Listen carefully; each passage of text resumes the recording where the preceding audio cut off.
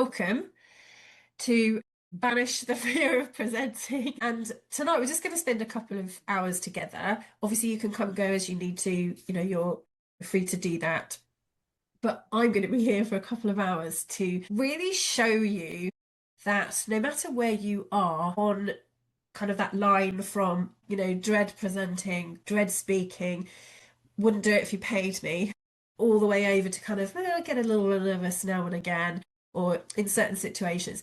No matter where you are on that line, there are the tools to be able to reduce and resolve all of the nerves that you're experiencing, whether that's full phobia, won't do it, couldn't make me do it if you paid me. Even those extremes, which is where I started right at the beginning 20 years ago, over 20 years now, where I had such a crippling issue around communication and speaking that I had selective mutism. So I literally physically shut down when I was faced with having to speak to people I didn't know or in high pressure environments. High pressure, people ask me a question and I couldn't speak. And so even in those sort of extreme cases, we have the tools. All right. So nobody should have to kind of manage it. And nobody should have to kind of, oh, well, I've got a few coping strategies, so I guess I'm okay. Definitely from my school of NLP, we're very much, no, just keep going till you resolve it because you've got things to do. This life is, fairly short. And if there's things that you want to be able to do and fears and nerves and things like that are holding you back, I am all for feeling the fear and doing it anyway. Let's be clear.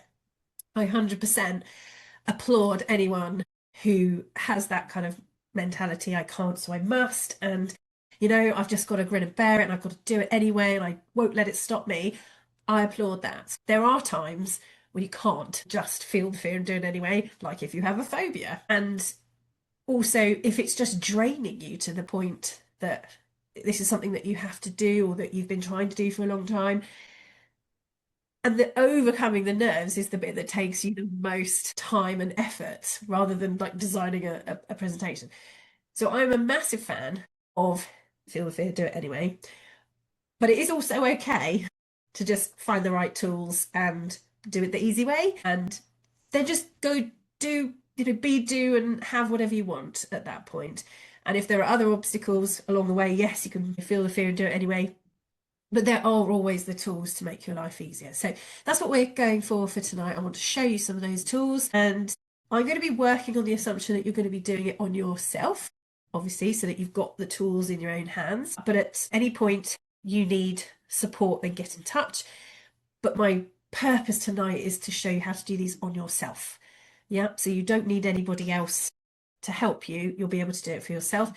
We will see what we get done tonight. I'm super keen that we make a shift for each of you tonight. If there are sort of maybe some of the bigger, deeper, sort of more self-image things or something else that's going on, something a little bit more complex, well, understandably that might take a little bit more than tonight. But I want to show you what we can do in a couple of hours. So is everybody with me on that front?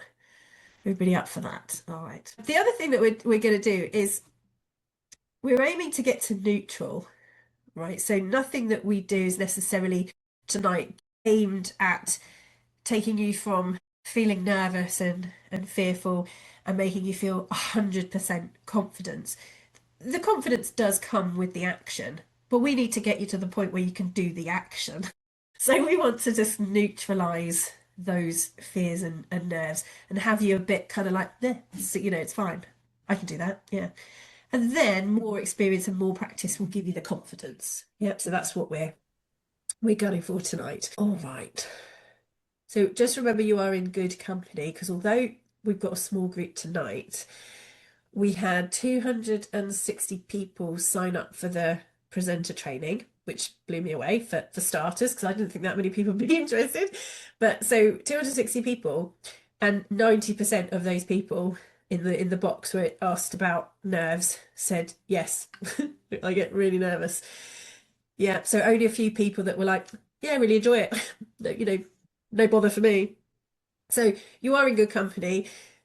My question is whether they are so afraid that they're too afraid to come. And that's the other issue that we have with phobias is, has anybody seen those Channel 4 um, programs where they used to deal with phobias by locking you in a room with the thing that you were phobic of? Did anybody ever see that? Yes. I used to just be like, I couldn't believe that they were doing it. And it's things like that that make people not get help because they assume that they have to go through these awful processes to resolve fears and phobias. And actually, anyone who's done NLP knows actually it's quite comfortable. We can do it without hurting or torturing anybody. So just know that it's a comfortable process. All right. So give you a bit of a rundown, and then I'm going to ask you a couple of questions. The first thing that we're going to do tonight is we're going to think about, why is this worth overcoming? So wherever you are on that line, we need a reason why this is worth overcoming. Like, why is this something that you want to be able to do? Yeah. Why now? What's your mission? And we'll look at that. So you've got that in the back of your mind as your reason. Then we're going to look at what specifically is the problem, because we want to make sure, rather than we're just talking about, oh, I get a bit nervous. We want to really drill down to, when do you get nervous? What specifically is the trigger for those nerves?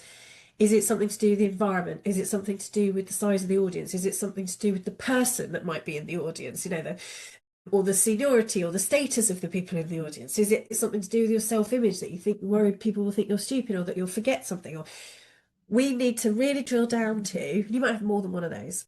But if you can ring fence what it is, the tools work so much better, because we're not kind of trying to hit some general problem. We can get really specific. So we'll have a little chat about what your particular issues are. And then we're going to go through the tools. Now, obviously, in NLP, we've got so many brilliant ones, but I'm going to talk you through collapsing anchors. It's one of the easiest techniques to use, I think. And you get such brilliant results that for the few things it doesn't work with, it's probably kind of one of those, it's like that cleaning spray that's not really, doesn't say bathroom, but you can use it on the bathroom. You've used it on the bathroom before, it works. And it doesn't say it does mold and mildew, but it does. That kind of thing. Collapsing anchors is one of those fix-all things. For the very few circumstances you need something else, fine, we've got something else. So it's a good one to learn. So we'll do that with you tonight. Okay, so if has anybody got a phobia? You don't have to tell me, but if anybody's willing to say, a phobia is like, I will not do it. Like, I will not. Like, you couldn't make me speak at a wedding, for example, something like that. We may do a little bit of emotional freedom technique, a bit of tapping as well, because it's just so brilliant. Again, as one of those kind of, the cleaning spray that will work pretty much everywhere. It's such a great technique, and it's fairly quick and easy to start using. On top of that, there's other ones, but they're not appropriate to kind of teach you in one evening. So if you are interested in learning more tools because they're really amazing, then I'll talk to you about, the NLP Foundation Programme if you're interested, because we've got a free course that will help teach you more about NLP. So, and then at the end, we'll see kind of what else we need to do depending on what we've got in the room, and what questions you guys have got. All right, so I'm going to do a quick poll first of all. So if you'd like to do a poll, feel free. But I just want to get a little bit of a starting point. Okay, so let's go to this one. So this one is, what's our starting point?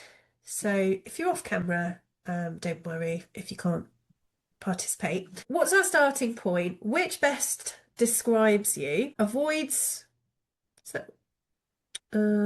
Avoid presenting at all costs, or I often get really nervous. Can you see the poll, by the way? I often get really nervous, but I'll do it. I sometimes get nervous and sometimes it's okay. A few situations make me nervous, or something else. And then the other question is, when you consider presenting and the worst type of nerves that you experience, how bad does it get out of 10? So 1 being almost nothing really, and 10 being sort of total fear. Where are we at? Let me just check what we've got in the room. Where are we with this? What's our starting point? And then naturally we can check again at the end how we've done. Okay, whether we've made any difference. Okay, good. Look, you see, you've got a lot of feel the fear and do it anyway people in here. We're up to 80%. Get really nervous, but I'll do it. That's really good, yeah. And I think if you Jess, have to, does a presentation in an interview count as a presentation? well, Because I it think may so. only be to one 'Cause person. because it's putting yourself across, isn't it, in that kind of situation. Don't forget Okay. my story of going to Edinburgh to do an interview for a university, and because I had selective mutism, I literally went all the way there, sat on a panel where they asked me questions and I couldn't answer them, and then after 15 like awkward minutes, me and my sister just went home. Like that was it. Just that was it. Nothing. Couldn't do anything. So yeah, I think it counts, frankly. So what have we got? Let me have a little look. Now, if I has everybody finished? Pretty much, I reckon. So if I end poll, it should show us the details, shouldn't it? I reckon. Let's see if it does. Share results. All right, can you see that? All right, so at least one person here will avoid it at all costs. So good, you're in the right place. I often get really nervous, but I'll do it. That seems to be quite a lot of you. I sometimes get nervous and sometimes it's okay. Good. All right, so distinction that there are some situations that cause me to be nervous and some are fine. Yeah, or less bad. And look where we are with the numbers, 6, 7, 8, 9, 10. That is severe. Now, I don't know how often you're having to present, but if I was having to feel a 6 to a 10 out of 10 fear regularly, that would be quite exhausting. So amazing that you do it at all, if that's the case. And that's probably worth getting that energy back. Yeah, so let's work on that tonight and see if we can get that at least reduced. But the thing with NLP is that when if you use a tool and you get an improvement, use it again, get a bit more, get it again till it's gone. If you don't get any effect, there's probably a better tool in the toolkit for it. So the tools are okay. Always trust that the tools are there. It's just maybe you didn't use the right one for that situation. All right. So that's brilliant. Oh, I'm really pleased that we're in the right place. I can be of some use tonight then. Right. So, question, what is your mission? We want the mission that is bigger than the fear to start with. Not because you're going to have to keep doing it even though it's stressful and feel fearful, but I want to get you to really think about that tonight because if you want to make this change, we need to know why you're doing it. Like you just need to keep that in mind. Right, that's why I'm doing this, so I'm going to keep going. What is your mission? So pop it in the chat. You don't have to tell me out loud or anything. But if anybody does want to tell me what their mission is, what do you think your mission is? Why now? Why is it important? Do you think? Why is it important? Now, it could be just because you don't want to feel rubbish anymore, like you just don't want the fear anymore. But we need something to move towards. Is there something that you want to do? Is there something that you want to achieve? This is in the way of you want to be a great role model for your kids, or what's the big pull? Why now? Okay, I'll let you think about that one. Okay, I'm going to put you in a room in a minute so you can talk about the problem situation, but you can also talk about the why as well. Has anybody got a why? Do they know? I definitely think for me, even now, because as I do more things in life, or things get kind of scaled, let's say, I still come across things that I'm like, oh, I didn't know I had a limiting belief about that, or I didn't know I didn't know I had an issue about that. And so I'm still having to kind of find and remove limiting beliefs now. and noticing when I'm more comfortable, when I'm not as comfortable. And I think for me, I think because I'm nearly 50, and one of the things that I think about is certainly I don't want to get older and look back and think, oh, why didn't I just go for it?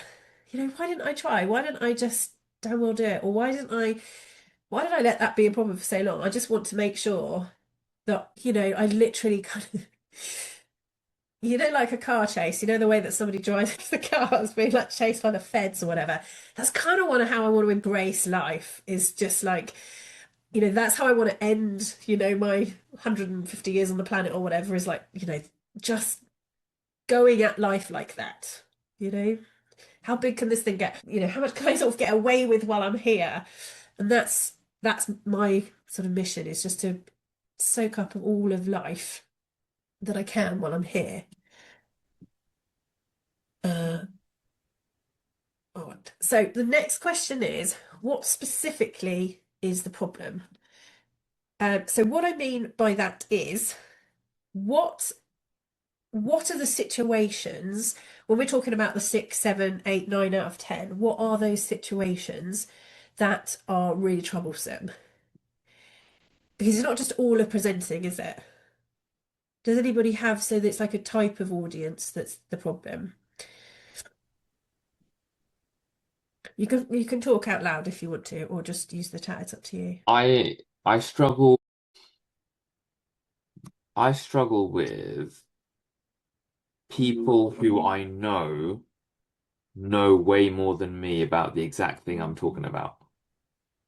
Right. So like it's like an expert phobia. I have a phobia of experts that I need to communicate with because it occurs as some sort of, I don't know, it's such a weird phenomenon, I tell you. It's such a weird phenomenon. And it's not always there. It's to do with like the rapport. Right. So this is really good to explore it. So it's something to do with, if there's loads of people in the audience who know more than I do, yeah, specifically about what you're talking about. Yeah. Okay.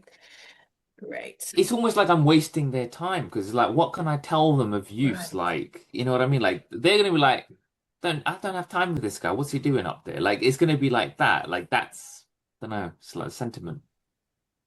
Lovely. So if it was just you wasting their time, that's, that's unfortunate.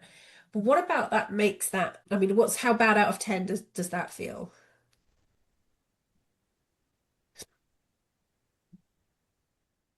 Are you saying how bad does it feel, Yeah, so the thought of wasting their time? the idea of talking to those experts, is that one of those 6 out of 10 scenarios, or an 8 out of 10? Oh,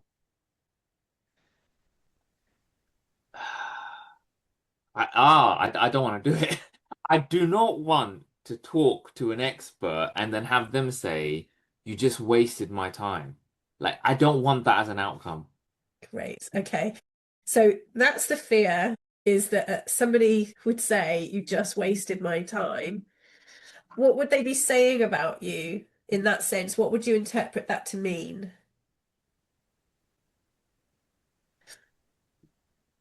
Like if someone says, you've wasted my time. Not someone, specifically the expert in the thing that I'm talking about. Generally, it's like, oh, sorry. But like with the expert who I am there to speak to like somehow add value or like whatever the objective is. Like obviously my case was like, job interview or like some sort of interview or presentation to experts for whatever reason. And it's like, if they say you just wasted my time, what does it mean for me?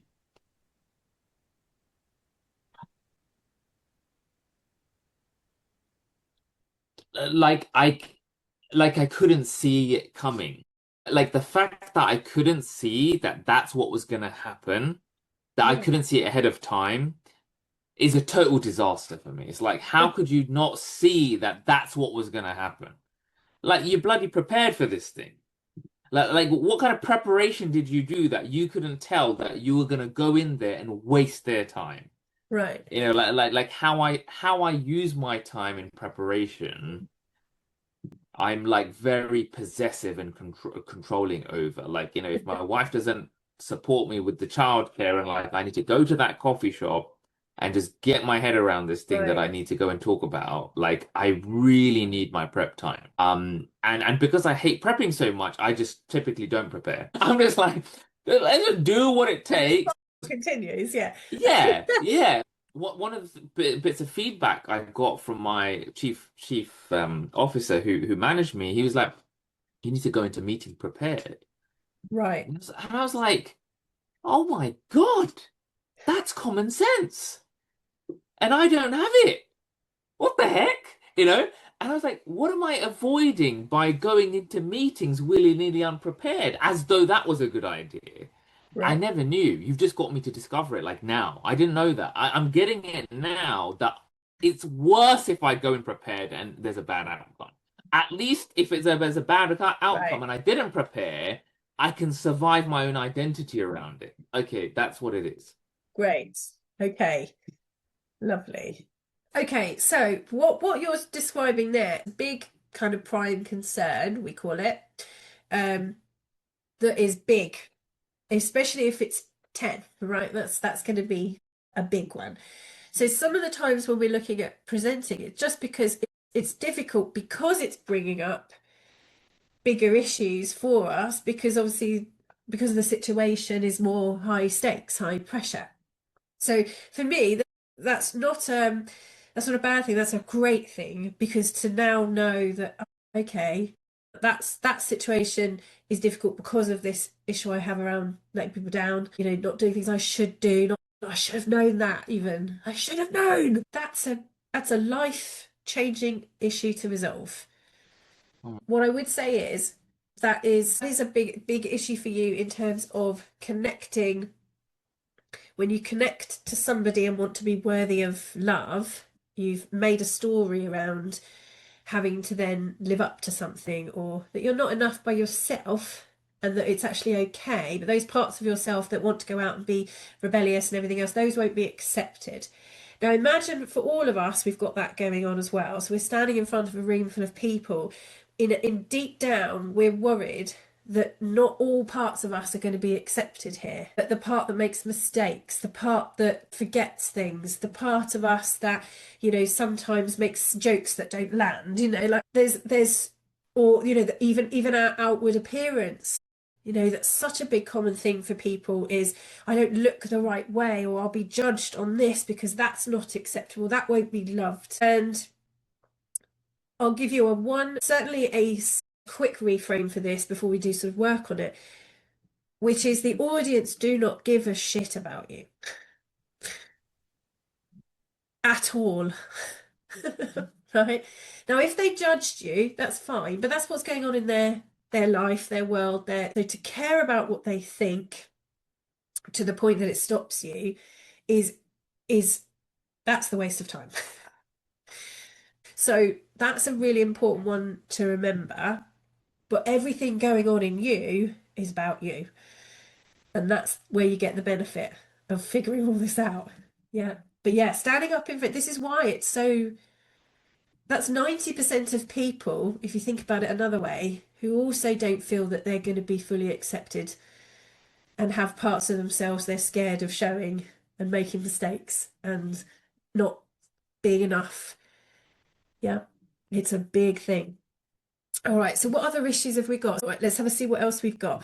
The formality and the need to speak in a particular way that feels unnatural with the top being interviews, yes. Also, time limits, having to rush through what to say without pausing, thinking or letting it unfold. Um, yeah, for sure. So that's performing.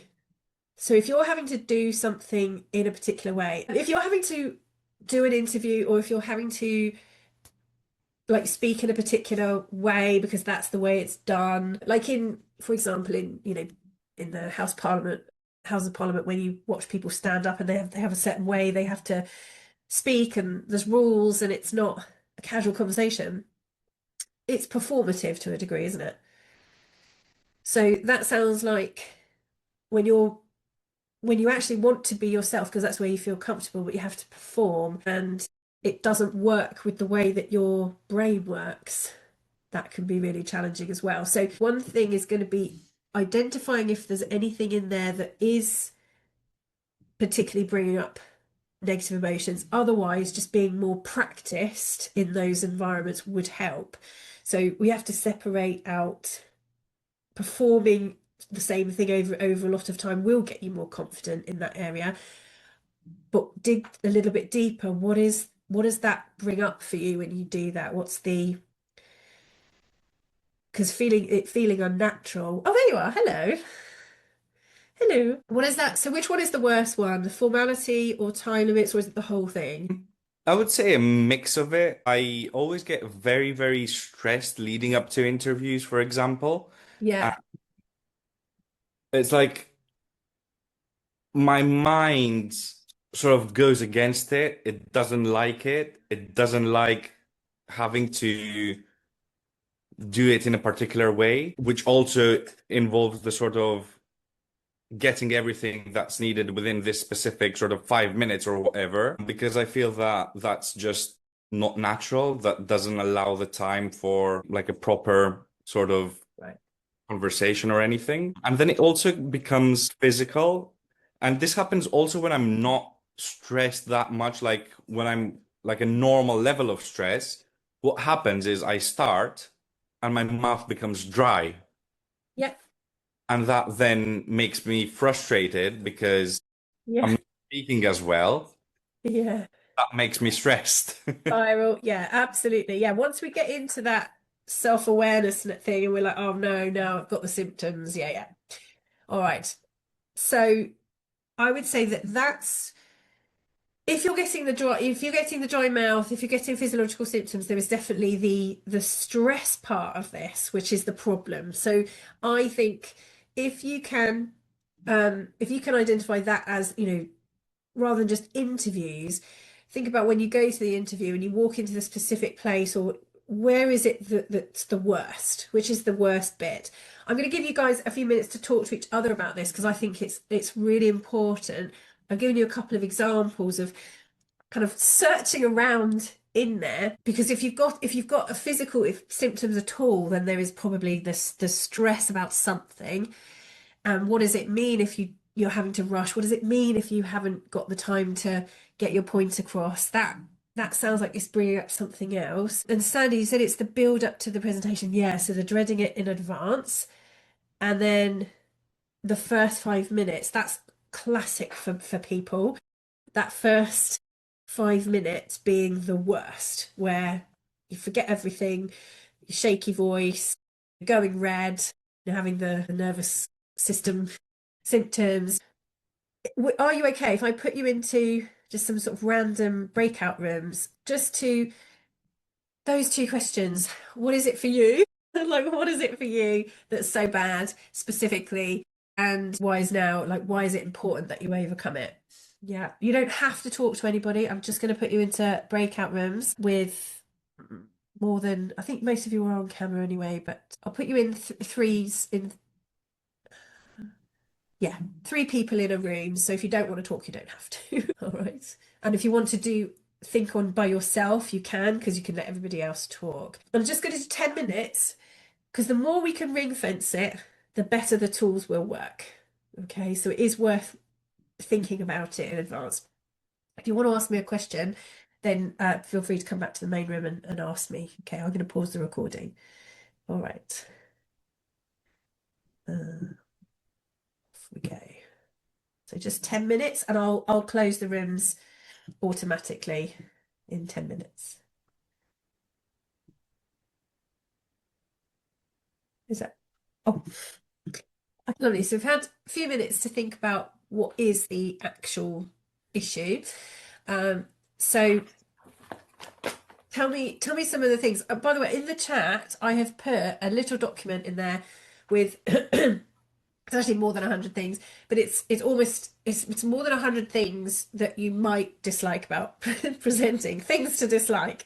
So if you're not completely sure, have a look, and with a highlighter or whatever, and just kind of write out highlight all the things that are actually, yeah, I don't like that. And that might actually sort of stimulate some ideas. Oh yeah, that's really bad. That's what it is. That's the thing. So what have we got? What are some of the things that we're dealing with? Can you tell me?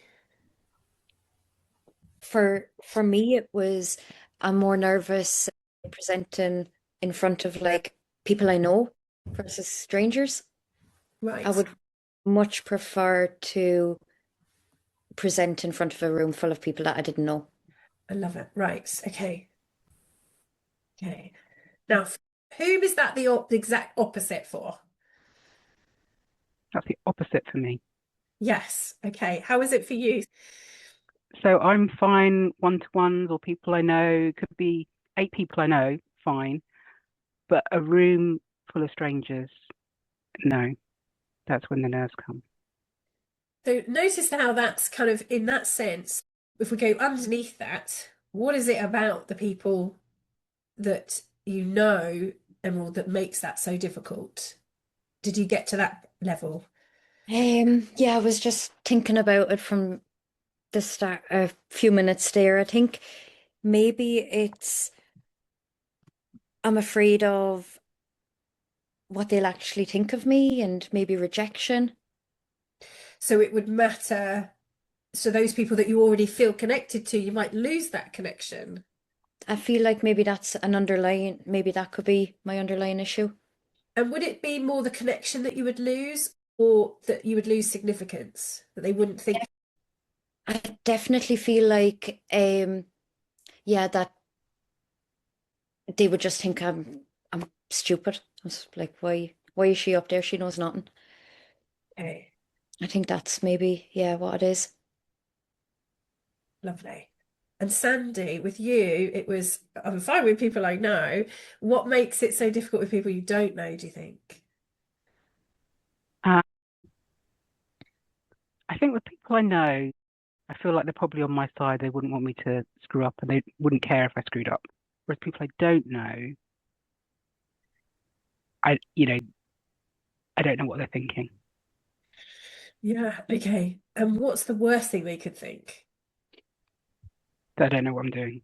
That you don't know what you're doing. So you would lose significance in that situation, essentially. Okay. Okay. And therefore there's a lot of pressure in that moment to kind of hold that space of, no, I'm not rubbish. I do know what I'm doing. These people know, so they know this would be an off day, but that audience wouldn't know this was an off day. And then I'd lose. And what do you think would happen if they thought, you don't know, she doesn't know what she's doing? What are the consequences of that? If at any point during the presentation I felt that, I'm not sure if I'd get to the end of the presentation. Really? If you Yeah. felt that judgment, that level of judgment? Yeah. Or would it be self-judgment? So it would be like, I don't think I know what I'm doing. Or would it be they have specifically asked a question and then made a face like? Yeah, that would be bad. So if you felt, oh no, that's what they're thinking, that would be like, taxi, I think I'm done here. What was that, the fire alarm? Yeah. Yeah. Yeah. Okay. Lovely. So notice that these are all these little parts of ourselves that we're so worried about. Everybody's got a different flavour. So I wouldn't you would believe how many people are sort of worried about, oh, they're going to think I'm stupid, or they're going to think I don't know what I'm doing, or I'm going to lose connection, I'm going to lose face with those people I really like, and I don't want them to not like me anymore. And there's all of these fears. Presenting just has that amazing way of bringing them to the surface where other situations don't, do that. So the next question that I would ask you, once you've kind of ring-fenced what you think it is that a pattern for you anywhere else? So is it just in presentations, or are there other places that actually you worry that that whenever I'm with that senior person, I do worry that if I say anything, they're going to think that? Or is it just in that situation? The only reason I'm asking that is if it's a deeper issue, it is still doable, and you can still handle it with the tools, but you just make sure that you know that if you are working with these processes on specific situations, like the presentation next Wednesday, for example, then you will probably get a good result on the presentation. If this is a deeper issue that goes back to, for a very long time, that's to do with your self-image and a bit deeper, you will probably have to do it again on the presentation in a fortnight. Does that make sense? So you may not knock it completely out if it runs quite deep. You know, you plugged one hole, but it might pop up somewhere else. So just to manage your expectations around that. Now, that doesn't mean to say that you can then do, for example, collapsing ankles or tapping around the process next in a fortnight. And that actually, well, that's a bit better actually, now that I've done a bit and I felt better about it. And now the confidence cycle I'm cycling upwards on that. I've had some really good evidence that actually it's okay. The point is, if you haven't got the time or the availability to go and do the deeper work, these tools will still work. You just might have to do them more often than if you knock it out of the park once and for all and do the deeper work. Okay, so the deeper work is usually something that I would do individually with somebody, or if you have the tools for yourself, you would do that for yourself. And obviously I know that the audience is stacked here today with people that do have the tools to go a little bit deeper. So I'm mentioning it for their sake, really. Right, so let's start then. Has everybody got something that they want to work on? At least something. Yeah.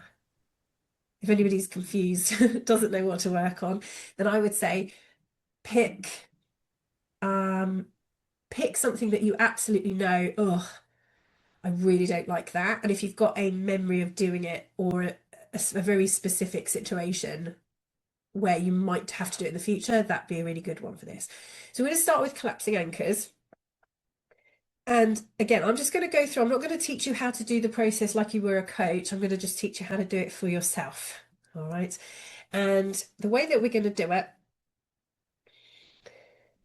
now you can use, I'm just going to get the picture up so you can see it. Is it going to let me do it? Okay. Do it again.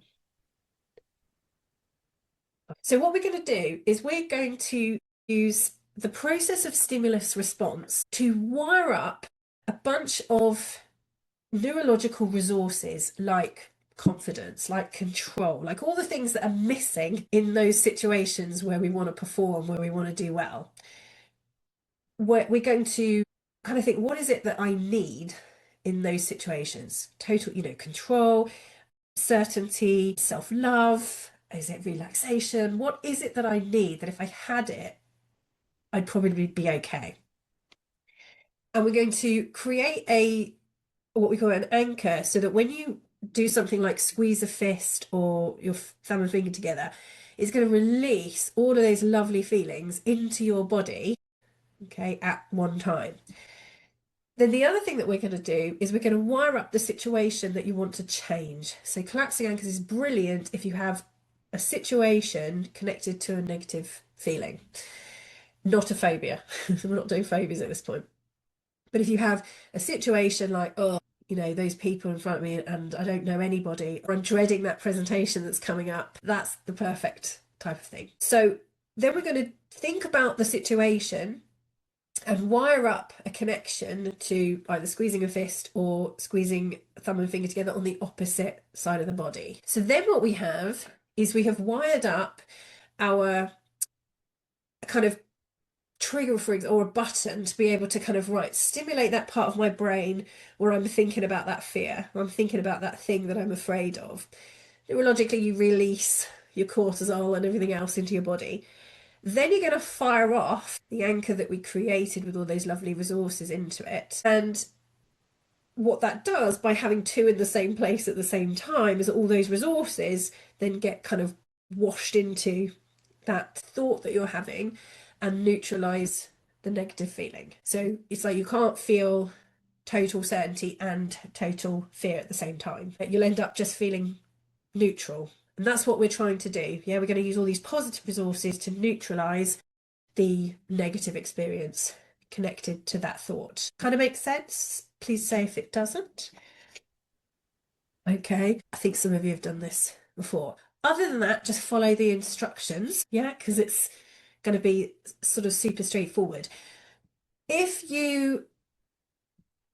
going to give you the resources so you can run this by yourself in a dark room or whatever, by yourself multiple times, or whenever, as many times as you need to do it. You'll have the resources. For now, I want you to pick 3 really powerful resources. I'm going to give you my suggestions. One is going to be around that connection, right? Is around about that, I would say, unconditional love.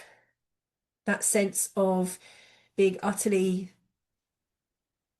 loving, utterly loved, just an amazing feeling of unconditional love, because it has this wonderful protective kind of mechanism in it. Total, I would say, certainty, whatever your flavor of certainty would be. It could be, the feeling of like driving a car really fast, being in control, or it could be just about, doing something in your life that's so easy. It's just like, oh, this is, this is so easy. I know what I'm doing. And something in your life where you feel really good about yourself. So something you're proud of, or something that you're good at, some area of your life where you're good enough, where you just really feel good about yourself doing it, or a moment in time where you felt really proud of yourself, really good. Those three will knock the majority of things out. So fear of loss of connection, fear of loss of control, or fear of loss of status, those things will hit those three. And when I ask you, I want you to think of a time that you felt those feelings, so unconditional love. I don't want you to think about presenting at all. So choose something. It could be, a puppy. It could be, when it's unconditional love, it could be someone that you absolutely unconditionally love. It could be a sunset that you saw once that was like, oh, amazing, just made you feel incredible. Choose something completely unrelated to presenting, okay? So has everybody got something that they can, a time where they felt unconditional love? Yeah, time that for something else works best. Jess, are comments supposed to be coming up under the heading of collapsed anchors? Because there's nothing there, it's just a blank page. No, nothing. No. Okay, that's fine. This is the one we're going to do first. This is normally, we would normally do, or you could put laughter in as well if you wanted. We'll only put 3 in today, but you can put more in if you want to later. What I would suggest for tonight that you do, has anybody got an issue with squeezing a fist? Because if you don't want to squeeze a fist, then just use your thumb and finger and squeeze that together. Yeah, and do it on, I would say, whatever your dominant hand is. I'm going to say the right hand for the positives and the left hand for the negative feeling. But you choose, but you're just going to have to remember. All right. So positive, I'm going to do squeeze a fist and right hand. Negative will be squeeze a fist, left hand. All right. All right. So when you're ready, close your eyes and remember a time that you felt total unconditional love for someone or something. Go right back to that time, float down into your body, see what you saw, hear what you heard, and really feel the feelings of total unconditional love. Breathe how you breathe when you feel total unconditional love. Stronger and stronger with every breath, allowing yourself now to feel that unconditional love in your body. Give yourself permission now to feel that unconditional love stronger and stronger with every breath. And as you breathe now with every breath, stronger and stronger, more and more unconditional love. As you start to feel it, just squeeze your right fist gently. And imagine that you can capture that amazing feeling into your hand, so that every time you squeeze your right fist, you get this wonderful feeling of unconditional love, stronger and stronger with every breath. Even saying what you say in your mind over and over when you feel unconditional love, and let that make that feeling stronger and stronger every time you say it in your mind. Good. And then relax your fist. Keep your eyes closed. And now think of a time that you felt total certainty. Total certainty. Something that was just so easy, so in control, gave you a feeling of powerful, but it was total certainty in your body. For some, it might be just total safety, a place where you just felt so safe.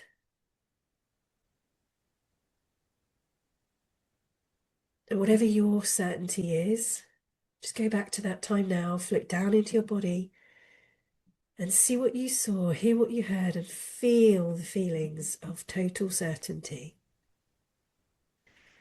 Stronger and stronger with every breath, more and more certainty. Good. Say what you say to yourself inside your mind. Good. And as you start to feel those feelings of certainty, you can squeeze your right fist again to really capture that feeling of certainty into your fist. Stronger and stronger now with every breath. More and more certainty. Good. Good. And then relax your fist. Keep your eyes closed. And now I want you to think of a time that you felt so good about yourself. Think of a time you felt totally good about yourself, so significant, proud of yourself, where you just felt so good about you. Go back to that time now, float down into your body, see what you saw, hear what you heard, and feel the feelings of feeling so good about yourself. You could make it even better than it was. Just give yourself permission to feel so good about yourself. Breathe how you breathe when you feel so good about yourself. Stronger and stronger with every breath, more and more significance. And as you start to feel those feelings, squeeze your right fist to capture those wonderful feelings, making them stronger now with every breath. Really, really enjoy it. Stronger and stronger with every breath. Good. And then relax your fist. And I'm just going to do one more while we're here. So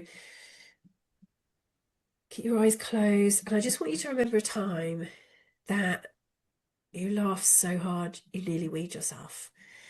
So think of a time, whether it was with friends or at something, but just remember a time that you felt so joyful. Something was so funny, so humorous, whether it was somebody doing something funny, but it really tickled you and just made you laugh. Just remember a time that you just felt so, that's it.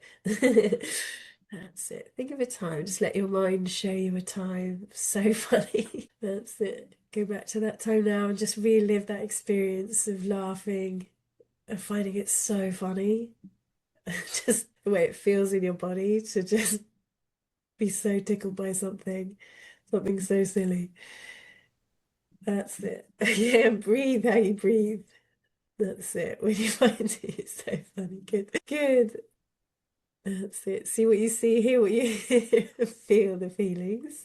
That's it. Good. Stronger and stronger with every breath. Really enjoy that feeling. Good. Notice what you say to yourself when you feel the feelings of something that was so funny. Good. Stronger and stronger with every breath. And as you feel those feelings, just squeeze your fist to capture that lovely, light feeling of laughter and joy. That's it. Squeeze your right fist to capture that lovely feeling. Just that moment that was so funny. That's it. Good. So good. That's it. Capture that forever in there. And then relax your fist and come back to the room. Okay. Just let somebody in. All right. Lovely. All right, everybody back. How did everybody find that? Obviously, it may be your first time doing it, but was it fairly manageable? Once you found something, did you get into the feeling okay? So that's the trick with this one. Finding a memory can take like, think of a time. Go, okay. So wait till you've got one. So you can always run this again. Wait till you've got a really good one. then getting into the feelings can take a bit of practice. So allowing yourself to really embody that positive feeling, that can take a bit of practice. So once you've done that, the actual anchoring it is quite easy. So if you give your right fist a squeeze now, just notice what feeling predominantly comes up in your body. For some of you, it'll be the little giggle, like a little involuntary little, yeah, Sarah's lost it. So just squeeze your right fist and just notice what predominant feeling seems to come back, okay, into your body. Yeah. Lovely. Okay. So if you're not getting anything, or you don't think you embodied the feelings enough, don't do the next bit. Come back and listen to the recording and do it in your own time, where you can pause and take your time. But if you think, well, no, I think I was there, I think I was doing a good job, then do the next bit, because you never know, you'll still get a result. The bigger the feelings, obviously, the bigger the result that you'll get. Okay. All right. So the next thing that we're going to do is, on the other hand, we're going to stack so we're going to anchor the negative situation on the other hand. So this bit's not as fun, to be fair, but we only have to do it once. So upside. So what we're going to do now is, if you close your eyes for me, relax both of your hands. And I just want you to close your eyes and think about one of these situations that you talked about before. And just walk through it in your mind and notice where you get to the point where, ugh, that's where the feeling comes up. Yeah. As soon as you notice where that feeling is, squeeze your left fist to kind of say, oh yeah, there you are, got you. Walk through the whole experience of it in case there's another aspect that's creating the issue, that's creating that unpleasant feeling. Okay. And all I want you to do is just walk through that experience and feel the feelings. Don't make them bigger than they are, but just feel them as if you only had to feel them one more time. And imagine, as you squeeze your left fist, all of that feeling is just being completely connected and sponged up into that left fist. Okay. So just walk through and notice when you feel that feeling, or the nerves, whatever it might be.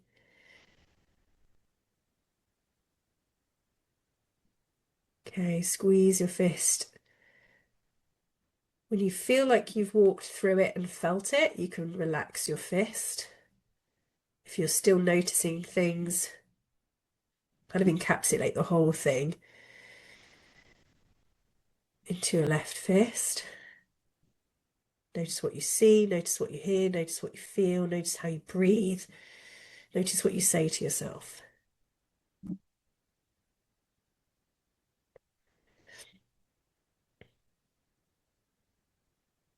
Okay. When you've done that, relax your left hand and come back to the room. Open your eyes.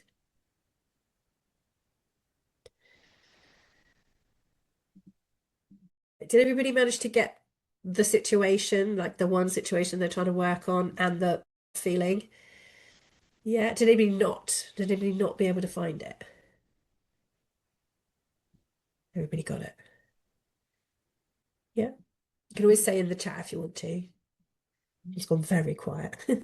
Okay. All right, crunch time. All right, so now what we're going to do, all right, is so straightforward that it's kind of unbelievable. Ultimately, what we're going to do is we're going to fire off both of these anchors at the same time. And what's going to happen is you're going to light up that area of your brain that's connected to, and your body that's connected to having kind of, how would you call it, coded that experience with that feeling of unpleasantness. So much so that you can guarantee every time you have that situation that you'll feel the same thing. It's been coded that way. So we're going to light that up again at the very same time as we're going to flood your whole system with 4 wonderful feelings. Okay, so that we can recode it with positive feelings, which will neutralize the negative ones. So we're not expecting to come out and find the presentations hilarious. What we are expecting is that those positives will just flood out the negative, so that by the end, when I ask you how you feel differently about that old situation, your response will be almost to not be able to find any feeling. It'll be kind of, I don't know. I don't feel anything about that situation. And that is a really good outcome. All right. So we want to be kind of like, I don't feel anything. And then from there, that's when you can go do it, get practiced, and feel confident about it. Does that make sense? So that's going to be our starting point for the future. Lovely. So if you just joined, we're mid collapsing anchors. So feel free to follow along at this point. Don't do the technique because you haven't done the first bit, but just we are doing a collapsing anchors technique. So all that you're going to do this time is squeeze both fists together, and there is nothing else that you need to do. This is a subconscious process now. It's neurological. It's happening. Whatever you do, this is going to happen by itself. So as long as you squeeze both of your fists together, if you want to, you can close your eyes and notice what happens. And for some people, they'll feel themselves going into the positive feelings and then into the unpleasant ones and then back into the positives, and they'll go back and forth until they feel it's settled down. And then at some point, you'll just get this real sort of wave of calm, maybe even a yawn, maybe a kind of deep breath. But there's a real sense of things have settled, and that's what we're aiming for. So for now, all you have to do is squeeze both fists together and notice you might be seeing things differently in your mind.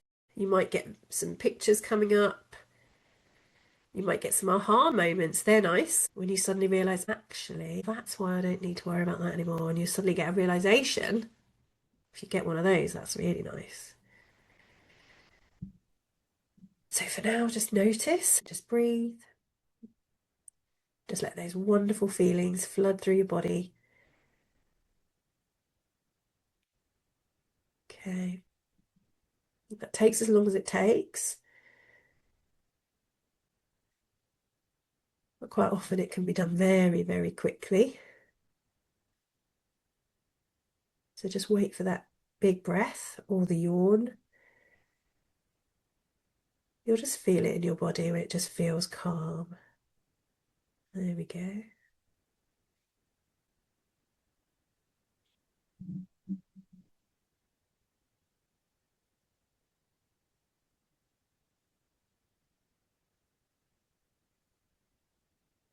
When you get that feeling of calm, or a yawn, or whatever it is, or just a sense of that deep breath, then just relax your left hand first.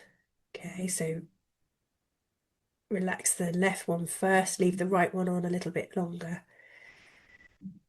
It doesn't hurt to give it more time.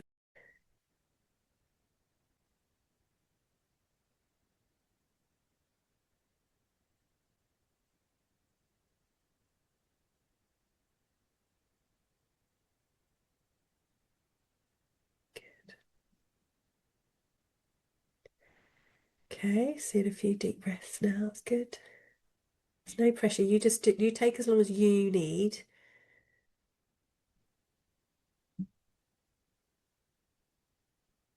But your body will usually tell you when you're done.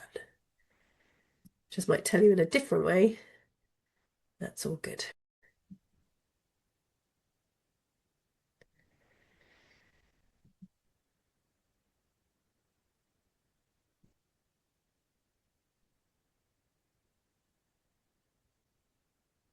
All right. So if you feel like you're done, relax your left fist first, and then leave the right fist on for a couple of more seconds, and then relax. All right, and then open your eyes, come back to the room. If it's still going, it's still going. That's absolutely fine. And then for those people that have come back, a quick break state by thinking about your favorite picnic snacks and what you would, if we all went on a picnic, what would you bring for your break state question? What would be your favorite thing to bring? Mine would be the scones, I think.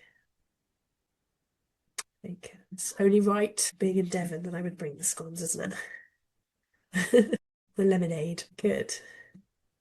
Everyone else almost there?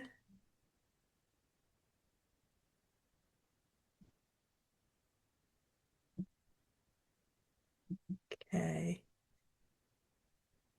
Okay, just give me a little wave to let me know that you're all back. Give me a little wave. Back. Oh, brilliant. I was waiting. That's good. All right, everybody's back. All right, so that's in a nutshell. Obviously, we did it quickly and we did it with a group. So there are limitations, but ultimately that is it. So it took 15 minutes. Yeah. So when we're testing it now, we're going to test it now and see whether you got a shift at all, because obviously a shift at all from how bad it was to how it is now. Great. Any shift at all is good. If you didn't get a shift, this is the question that we then need to go through, is why not? If you assume the technique works, which we do, don't waste your time worrying about the technique. The technique works, we have to get it to work. And one of the reasons why sometimes it doesn't work is because the positive feelings weren't strong enough. Like, we didn't really get into the feeling enough. Situation might not be right on a call here. So that's fine. Really get into those feelings and do it later. It could be that the timing was off, so you felt all the feelings, and then by the time you squeezed your fist, you'd moved on, but you were feeling something else, so you missed them. So that can be another thing. Or you just need more practice of going through the motions to get into the feeling. Okay, squeeze the fist, or you didn't use the best memories, or you needed more time to come up with the best memories. So whatever the reason, there will be one, and then you just do it again. There are more techniques if this one isn't your favorite, but this one is so good for so many things. It's worth learning it, because then you've got it for everything. Whether it's, I've got to go here and I've got no motivation, or, I've got to go here and, just, you can rewire all the feelings that, you stress you out. So what we're going to do now is just going to test. So when you think about that situation that you used in this situation, in this exercise, how is it different when you think about it now? So go ahead and think about it, really think about it, and notice what the feeling is now. If it's still there, is it less? It definitely shouldn't be worse. Something's gone wrong if it's worse. But where is it now? Can you find it at all? Yeah. How is it? Look for how it's different now. Did you have a realization? Can you find the feeling? Right. Time for some responses. So how do we get on? You can put it in the chat if you don't want to tell me, but how did we do? So Sarah, when you think about the... Yeah, that was very powerful for me, actually, because when I went back to surprisingly so, to be honest, because it was difficult kind of, initially thinking of the negative memory. Right. But I actually feel a complete indifference now. Indifference, brilliant. Yeah, like a real, nearly like, why was I worried, or why was that so prominent? Brilliant. It's like... Lovely. Yeah. That's what this is the most anticlimactic technique in the world, because we're expecting people to, oh my God, it's different, like it's gone. And of course people aren't like that. They're just like, don't feel anything. That's a win. So we'll take the win. No, absolutely. I mean, it's not, it's like, good. Wow, yeah. Brilliant. And from there, this is where the practice then comes in handy. Because the moment that you feel like, I don't feel anything, great, now go do it and get that under your belt, that you've had an experience that, that was good. Another thing that you can do is future pace. So just visually, mentally rehearse it going well and fire off those anchors that you did earlier. Yeah, or rebuild them first and then fire it off while you think about doing it. then your brain is like, whoa, like that's how we do presentations. Yeah, so that's now the new wired sensation is, gosh, when I think about going and doing that thing, I've now got this boost of confidence, this boost of connection when I think about doing it, which then sets you up better, like as to be in a better state when you go and do it. So that's the second part, which we don't need to do tonight, but we just need to make sure that we're at neutrals. Leslie, did you do one?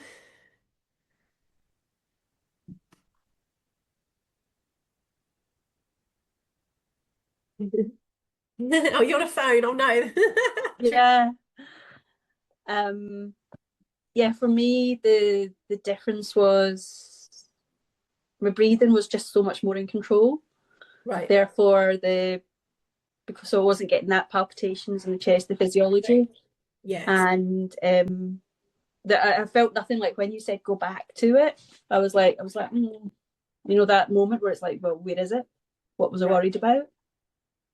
But more I noticed that the breathing was different, so therefore my speech was how I normally speak. I wasn't speaking faster to get the point across in time. Perfect. Yes, brilliant. So it was a follow-on effect. Great. Really good. So if you get a positive result, the next thing that I thoroughly recommend is using this technique and just going through every single memory of presenting that you possibly can remember and think about, or every scenario that you can possibly think of, and do the same technique, so that it's kind of like housekeeping. You've got one clean room, go clean them all, because it's so much easier to keep on top of. Like it's not something you have to do again, but the more you can do in one sitting to really get clear, the better the momentum that you'll have, because you'll just be able to start creating some really positive experiences around speaking and presenting. So this works brilliantly on specific situations, this one. Yeah, it doesn't knock out all presenting, just the one that you've been thinking about. But it's 15 minutes, it's easy to do again. Sandy, did you get a result there? Was it different when you I thought did. about it? You did? Oh, I fabulous. did, yeah. And actually do have a presentation coming up next Wednesday. And what does it feel like now that you think about it? I am having difficulty finding anything in terms of the same level of nervousness at all. It's just not there anymore. It's Amazing. Yeah. Okay, so think about it this way. So if you squeeze your right fist, you got anything left in there? No. No. Okay. So the point normally is that you end up with a sort of neutral at the end. So this would be where I would say, great, tonight, after we finish, if you've got any energy left at all, just go through those positives again, stack them back into your right fist, and then literally fire it off while you think about next Wednesday and think about how amazing it could be. Yeah. While you're here, while you've got momentum. Because the difference the week that you'll have with your brain imagining this positive outcome, it will just give you so much more relief and and it's the opposite of what people say, when they say, oh, the nerves are good, they make me care. No, they don't. They block access to the bit of your brain that you need when you're presenting. So it might make you care, but with the actual doing of it, that's when you don't want to care at all. You just need to do what you're doing. So I'm a big believer in, I've had many an argument with musicians who are like, no, the nerves are great. They really, like, yeah, and they'll also make you forget all the words. So if you want to take that risk, be my guest. But it's so easy to do. So brilliant. Well done. Anybody not get a result? Anybody who's like, oh, it didn't work for me? Emerald, did you get a result? Well, you got a result, but was it the one you wanted? Yeah, I definitely felt just more calm inside my body. Like inside, it was just a more calm and feeling. And I suppose when I was squeezing my right hand, it was just, I felt so much love. Yeah.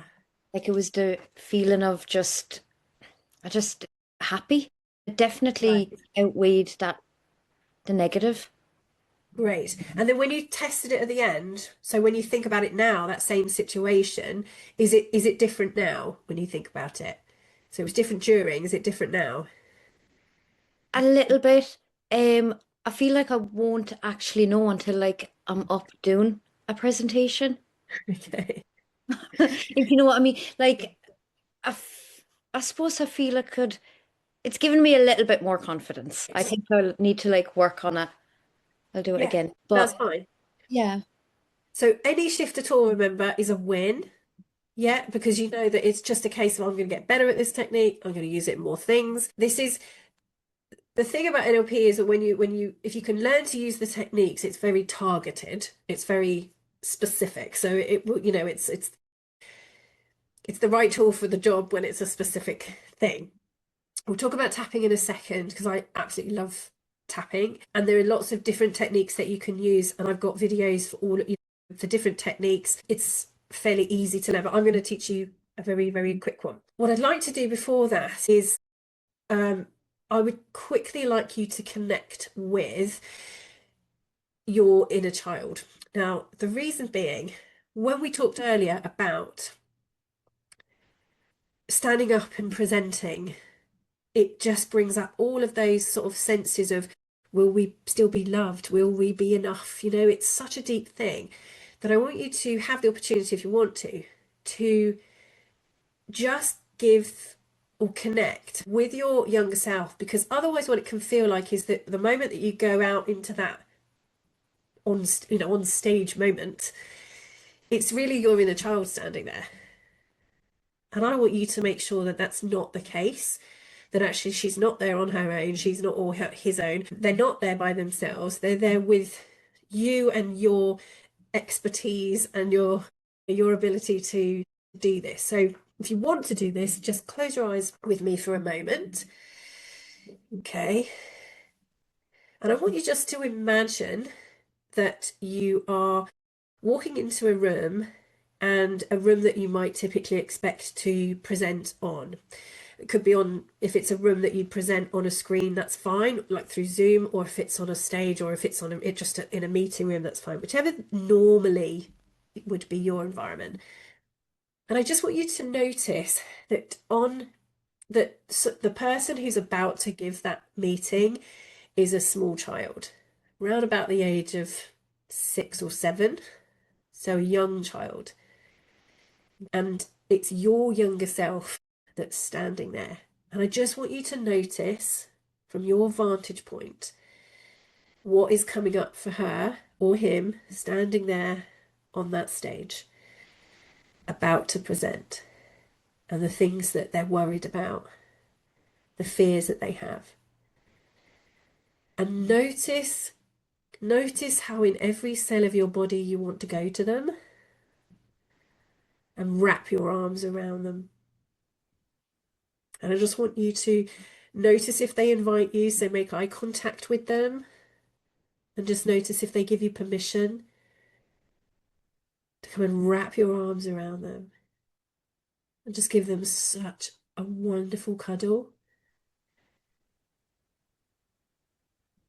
And just hold them there for a moment. You can kneel down together, you can sit down together, almost like time is frozen, so there's nothing else happening around you. The meeting hasn't started yet, the presentation hasn't started yet. You can just sit there for a moment with your younger self and regulate together, breathe together. And as you do that, as you just hold each other and calm your bodies, I'd love for you to say to your younger self, you don't have to say it out loud, or you can whisper it, but you just say to your younger self everything that you want them to know. Everything that you could see from where you were standing, how wonderful they are, how charming they are, how excited you are to hear what they have to say, how delightful they are, how smart they are.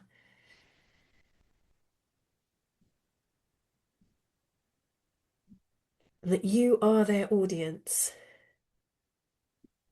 and that you can't wait to hear what they have to say. And just continue to regulate with them and breathe until you feel so calm.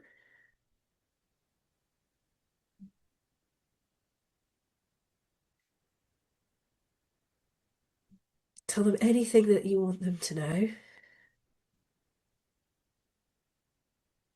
that would help them feel connected and significant, calm, even that would help them have fun. And when you've done that, I just want you to imagine that you can sit right up front in front of them. So they're literally standing in front of you while you sit down in front of them. And I want you to imagine that they're going to do their presentation to you, and that you're going to sit there in total rapture of them, just absolutely beaming at them. How wonderful, how cute they are, just so smart, so creative. And when you're beaming at them, look how confident they can be. They can be fully themselves because you will not disconnect. You will be proud no matter what because they're there, they're doing it, and you love them. You just let them be all of themselves, all of their colours, and just beam at them, just joyfully experiencing their presentation. And then as soon as they finish, I want you to imagine that you burst into applause for them and tell them how amazing that was and how much you loved it, how brilliant they are, how charming they are. It was absolutely wonderful. And just celebrate together with a cuddle or a dance, whatever you want to do, to really just, yeah, that was so good. If they want to do it again, let them do it again, but just really celebrate with them that was so fun. You're so proud of them. Okay, and then just notice that you can continue to celebrate with your younger self and just bring them closer into your heart. And just imagine that you can cuddle them so much that they start melting into you. And just let them sort of fully integrate into you. Their wonderful, joyful bodies into you. Knowing that they're loved, they're safe with you, they're important. Just feeling that all through your body.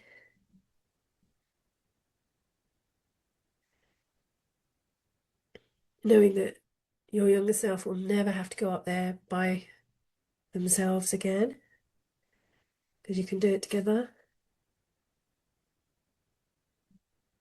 Okay. All right. And then when you're ready, bringing your younger self back wherever you want them inside your body, whether you want them in your heart or holding your hand, however you want to bring them back with you seamlessly so they can stay with you. Coming back to the present day. Okay. All right. And notice as you come back, either when you put your hand on your heart or hold your younger self's hand, notice how much more of yourself it feels safe to be. I mean, how cute you found your younger self. That you can stay connected, you can stay significant, no matter what. Okay, and then come back all the way back to the room.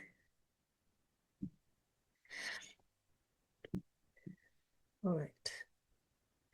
Everybody come back? All right.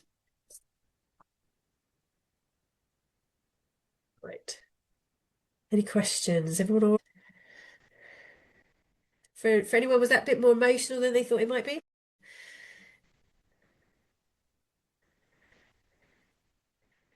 Were you or were you not cute as a button? Yeah, you were, weren't you? Thought so. There's something really wonderful about when you can see a version of your younger self, especially if you have children and you know that they're You know, they can be all things, and you still love them. That when you see your own younger self and you give yourself that same credit, that actually, yeah, you're cute as hell. You're really cute. And that you would listen to them and you would give them the time of day. To know that someone in your life feels that about you and can feel like that about you is an amazing resource. And so if you can give your younger self that credit, you can give yourself that credit. Okay. And this can be, you know, getting in touch with your inner child, even just talking to your inner child sometimes can be so wonderful. If ever you're nervous about something, you can actually kind of go, okay, is my inner child coming up here? Like, is there something she needs? Is she worried about it? And then even just imagine that you're having that conversation with a child and just saying, what are you scared of? You're scared that they're going to say things to you? Yeah, that is scary. Of course you would be scared about that. And you would just tell them what you would tell if you were their parent. What would you tell them? And just be really loving and kind. That in itself could be massively healing. All right, 2 more things before I let you go. All right, the tap and talk method. So I know that some of you will have seen tapping before, emotional freedom technique. We won't have time to go through the full thing here, but I just want you to know that as everybody's seen it, it used to be like the Paul McKenna thing. I remember seeing it from when Paul McKenna started doing it, and I didn't do it for years because of him, because I thought, well, if he's doing it, you know, he jumped on the NLP bandwagon, fine, we'll give you that, but I'm not doing anything else that you do. And of course it's brilliant. And it wasn't until a friend did it and was like, come on, Jess, you got to do it. But basically it is tapping on meridian lines. Now obviously you don't necessarily always need to know why it works. But it's useful to know that even if you just did this tapping circuit on the meridian lines, you would reduce cortisol. Yeah. The only problem with tapping is it's a little bit harder to do if you're sitting in a meeting waiting for your turn. That's when Lucinda has to come up with like the other techniques, the clever things, but you wouldn't necessarily do a full-on one of those. But with anchoring, you can do a kind of surreptitious under the desk one. Now, the easiest way to get started with tapping is to go through the meridian lines. There's a video on that I'll send to you to do, and literally you just tap and you talk. So there's obviously loads of different techniques, but the quickest and easiest way to get started is to tap and just say, totally bricking it about this bloody thing, don't want to have to do it. Oh, I don't want to do it, I don't want to do it, I don't want to do it. Right, and just express everything and focus on what it is that you don't want to do and the feelings. So it's a bit like an exorcism where you're actually just exorcising the feelings, kind of the complete opposite of what we did for the collapsing anchors, where we tried not to feel them too deeply. For this, you tap and you get it all out, get it all out. And as you're talking, you're reducing the cortisol connected to this issue, until your lovely higher self starts butting in and saying something like, well, yeah, why do we care what people think? Yeah, we've actually never had anything bad happen, have we? And there's these beautiful kind of higher self words of wisdom that suddenly pop out of your mouth, which is just... Sorry, can I ask, what do you mean by meridian lines? What? So a bit like, you know, when you go to acupuncture and they stick pins in lines, you know, the long energy lines. Yeah. Okay. So it works on like the energy lines around your body. Yeah. Okay. Like acupressure or like acupuncture. Okay. Yeah. So when you tap on them instead of putting pins on them, you get that reduction in cortisol. And if you're actively thinking about something that's stressing you out as you're reducing cortisol, ultimately you're going to be able to think more rationally about the thing and access other areas of your, let's say your rational brain that can see it for what it is and starts becoming sort of seeing it differently. So you'll send a video and the technique of how you actually... Yes, that's it. Yeah, there's a few different ones on it. I would say the NLP, the collapsing anchors, obviously that's my first love. That is my absolute, you know, ride or die technique. because it's the one that I use to annihilate all nerves from all situations when I first started out. So the phobia cure itself, there'll also be, I'll put a demo of that so if you can actually see it done on a phobia, and then if you want to do that for yourself, you can do, because it's actually not, the process of it isn't too difficult. If you want help with that, obviously I do a free discovery session, 45 minutes. We can probably get it done in that time. So if you do need something a bit deeper, just book a session with me. If you haven't had a free session before, then do it, because we can get a lot done in that 45 minutes when it's one-on-one. And the other thing, what was I going to say? The poll. Let's quickly do the poll. Everybody's got a few minutes. And then I just want to finish with like a little identity upgrade that's really nice for your self-image as well, if you're up for it. Right, can you see the poll? Okay, so when you think about the one that we did tonight, when you think about it now, where are we? So one person's still an 8. Yeah.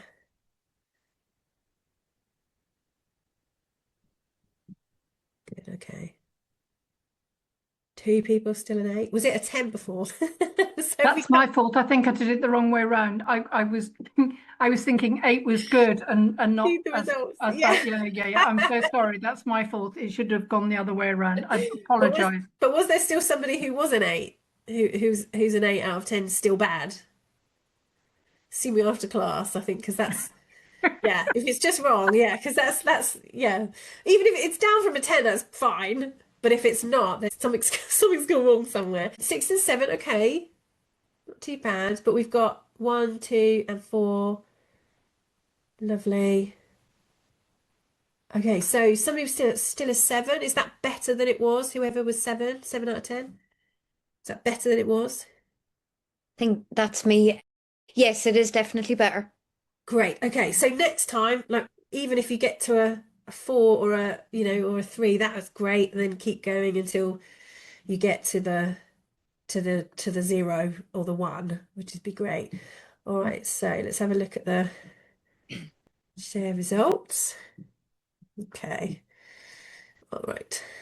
So we definitely had, let me see if we did starting point. Yeah, can you see the starting point there? So it was all 6, 7, 8, 9, 10 before. You see that? Hopefully you can see that. And then we've gone from all 6, 7, 8, 9, 10 to, we're definitely downwards towards the right area. Yeah, with just collapsing anchors. Hopefully you can see that.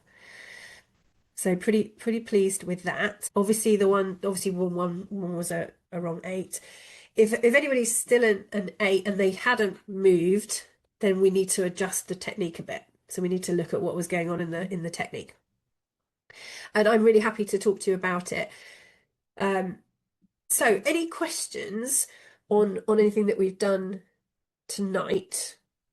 Obviously I knew we'd never have enough time, which is one of my things. I wish I could stop time. Any questions? James, all good? Good. Christos, did you get, I don't know if you're there, but did you get any shift on yours? Hello? Hello. Yes, I think so. I don't know, it's always been difficult for me in sort of group settings. Yes. No, I can imagine. It's even if we get, I encourage you to know that there are the techniques out there. That's the important thing, right? That there are techniques. Anchoring is one, tapping is another, the phobia cure is another, timeline is another. The techniques exist. So if anything comes out of tonight or in a child, that also exists as well. If at least what comes out of tonight is that okay, so there are some tools, even if I have to chip away with one tool a few times, there are some tools. And the most important thing is that you ring fence what specifically is actually going on. Because if you can, first of all, it takes it from I hate presentations to actually, do you know what? There's this one situation that still annoys me a bit. That's still a problem. Rather than all scenarios, of 100 scenarios, there might only be one or two that you don't like. That helps to know that, that actually there's a few techniques that you need to apply, not 100. Okay. But yeah, we can talk anyway, anytime, Christos, about specifics. Yeah. One other thing that I don't know if it resonates with anybody else, but I find it difficult to get into the negative state when I'm not experiencing it. Yes. Yes, I can relate to that. So one option around that is the next time that you do it, just slam an anchor on. So you're like, here it is. Here's that crushingly awful feeling that I don't like. Like, let's remember that one. And then you don't need to remember it because it's already wired up. So that's one option. Or if you find yourself coming up to it or you're thinking about it and you do get the feeling again, just, oh, there it is, there it is. But the reason why I ask people to kind of walk it through is because usually when you find the aspect, you get at least a little bit of like, oh, there it is. That's the one. If you don't make pictures in your head very well, and it's more context, the spatial where you are, then yeah, you're going to need to be in it to kind of anchor that feeling. But definitely remember to do that is, oh yeah, there it is. I'll anchor that and then do this straight after. That can help. Or you might also be someone who needs to talk it through. So rather than, you might need to talk about it with someone, and then as you're talking about it, you suddenly go, oh, yeah, I'm getting the feeling now. Yeah. Or you have a The last one. thought. So that might just be you just need a little bit more time, a little bit one-on-one. Yeah. But I know I think you might live with someone who's quite good at this stuff. So I'm sure, exchange a breakfast in bed for some NLP. Back with work. Yeah. Lovely. All right. So to finish off, what I'd love you to do is just close your eyes, and I want you to just bring to mind some of those wonderful positive memories that you thought about tonight, and especially the one where you just felt really good about yourself.